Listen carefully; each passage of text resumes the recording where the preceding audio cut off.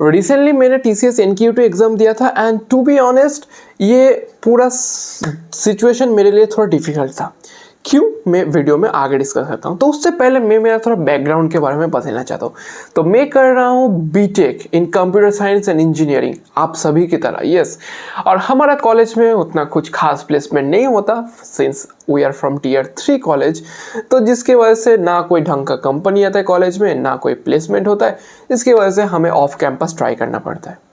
पर इसका मतलब ये नहीं कि ऑन कैंपस में ट्राई नहीं कर रहा, कैंपसिंग में ऑन कैंपस कंपनी आ रहा है, पर मैं most of the company are from sales. और सेल्स आपको तो पता ही है, बीटेक करने के बाद कौन ही सेल्स में जाना चाहेगा भाई। कोडिंग का प्रॉब्लम दीजिए ना, कोडिंग का जॉब दीजिए, हम लोग कर लेंगे। हम लोग एट द एंड प्रोग्रामर्स हैं, डेवलपर्स हैं।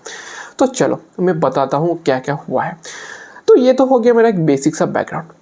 फर्स्ट क्वेश्चन, जब भी TCS का एग्जाम पैटर्न कैसा होता है, तो एग्जाम पैटर्न बहुत ही सिंपल है।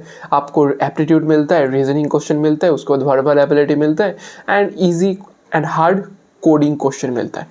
तो कैसे एग्जाम कंडक्ट किया जाता है? फर्स्ट ऑफ ऑल आप जब एग्जाम हॉल में जाएंगे तो first of all mobile phone ये सब तो आपको रखना पड़ेगा, कोई आप इसको कैरी वैरी नहीं कर सकते।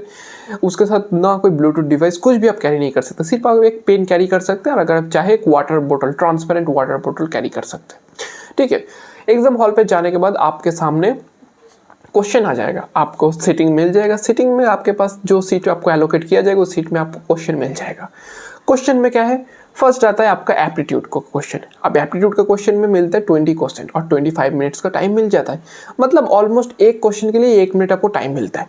तो मैथमेटिकल रिलेटेड अब, और मेरे टाइम पे मैंने जब इसके एग्जाम को दिया था, मेरा एप्टीट्यूड में most of the question are from percentage, mixture, ratio, proportion, ये सबसे मेरा क्वेश्चन आया है। बहुत ही कम क्वेश्चन आया है जो कि AP एंड GPA सबसे, पर most of the question are from percentage. इसका परसेंटेज इतना हुआ, इसका प्रॉफिट इतना हुआ, इसका लॉस इतना हुआ, ये सब बताओ कितना एट द एंड इसका नेट प्रॉफिट हुआ, ये सब क्वेश्चन आया था। और अगर आप ढंग से एप्टीट्यूड रीजनिंग कर लेते, 2 महीने पहले से भी अगर आप प्रैक्टिस करना शुरू कर देते हैं, अगर ठीक है 2 महीना नहीं 1 महीना पहले से भी अगर अच्छे से प्रैक्टिस करना शुरू कर देते, तो आप आराम से सॉल्व कर पाएंगे। ऐसा नहीं कि बहुत ही टफ ये लोग क्वेश्चन करता है, इजी क्वेश्चन करता है। अगर आप अच्छे से पढ़ेंगे 1 महीने के लिए, और यूट्यूब का वीडियो सफिशिएंट, अगर आप यूट्यूब का वीडियो अच्छे से फॉलो करेंगे तो आपको आराम से सॉल्व कर पाएंगे। उसके बाद एक चीज़ मैं सजेस्ट करना चाहूँगा, जब भी आप क्वेश्चन सॉल्व कर रहे हैं please previous year question solve कीजिए। प्रीवियस ईयर क्वेश्चन से बहुत क्वेश्चन आता है, ठीक है। प्रीवियस ईयर अगर आप क्वेश्चन को सॉल्व कर पाते हैं तो आपको और कुछ करने की ज़रूरत नहीं है।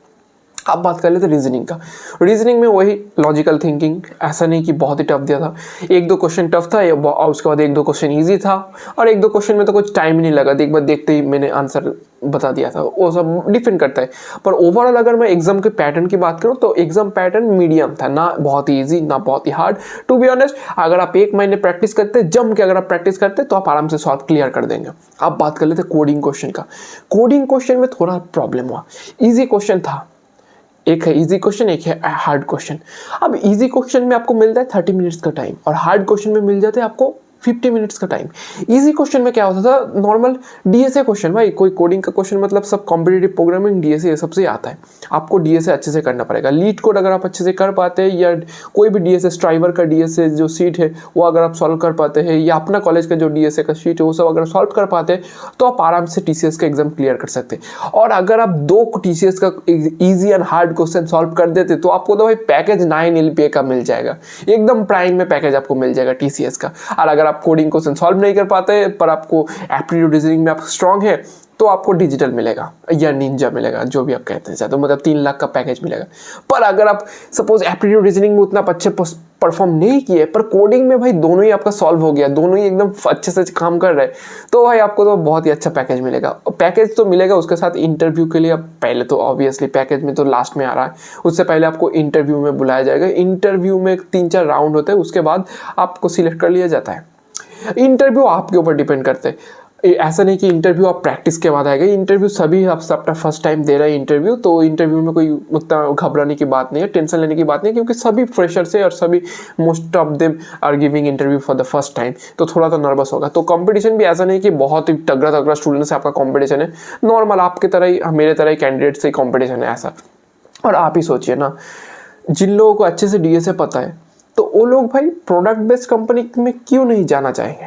सर्विस बेस में क्यों, आपको तो और भी एट द एंड पता ही है, सर्विस बेस में दे देते हैं 3 लाख का पैकेज, वहाँ पर प्रोडक्ट बेस में अगर आप जाएंगे तो 25 लाख का पैकेज मिल जाता है। तो आप ही बोलिए भाई, जिसको डीएसए अच्छे से आता है वो भाई टीसीएस का एग्जाम क्यों ही देगा। तो आप जिससे कंपटीशन में जा रहे हो, आपके सराउंडिंग में जो टीसीएस में है ना, ऐसा नहीं कि बहुत ही ब्राइट माइंडेड सब लोग है या बहुत ही नीचे एकदम लेवल का है, सब लोग मीडिया में डिसेंट है, सब कोई आपकी तरह मेरे तरह ही सब नॉर्मल पर्सन ही है, ये मतलब स्टूडेंट्स ही है जिनको मैं ये तो नहीं कहूँगा कि नॉलेज नहीं है, नॉलेज तो है, पर आप ही सोचिए एक बार अच्छे से सोचिए ना ध्यान से, अगर उनको प्रोडक्ट बेस्ड कंपनी में मिली डीएसए अगर उतना ही अच्छा होता तो वो लोग क्यों टीसीएस देता।